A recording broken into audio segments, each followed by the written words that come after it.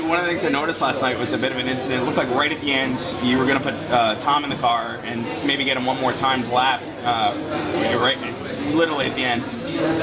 And maybe you got a little block from your pit. Yeah, well, you get a lot of blocking on this circuit. There's a lot of traffic on this circuit. What you don't expect is coming into the pit lane and to pull into your pit box and be blocked by a cameraman.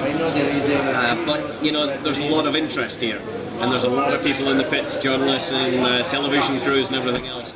And the Ferrari, which is in the pit behind us, he'd sort of decided go, not go, go, not go, and the cameraman then moved back to take a good, nice, picturesque, beautiful pan view of the car without any knowledge at all that I was coming in behind him at 40 miles an hour.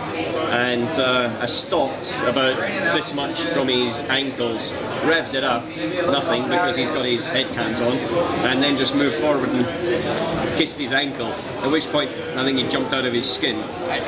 And I pulled into the pit box and gave it to Tom.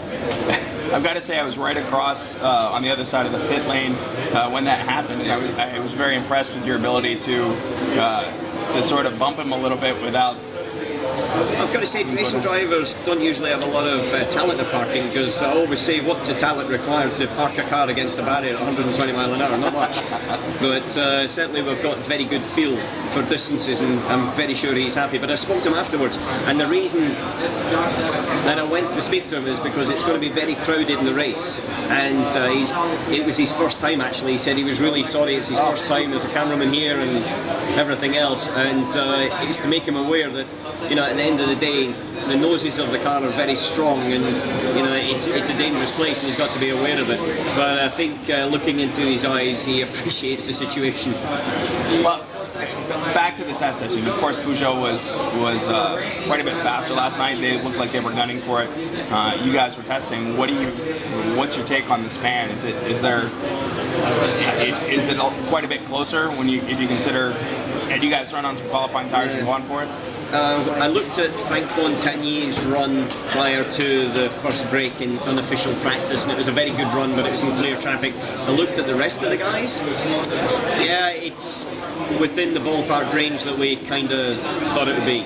But we also know that we've still got to make some improvements to the car for the race, and we're pulling all of the three experiences together from the three cars, and with Joe Hausner sort of directing that, I think we're going in the right direction. But certainly they're fast. Look, George, they're quick, they're good, they know how to race, they've learned a lot from us, they've watched Truth in 24 I'm sure a million times, and they've prepared well, as we have over the winter.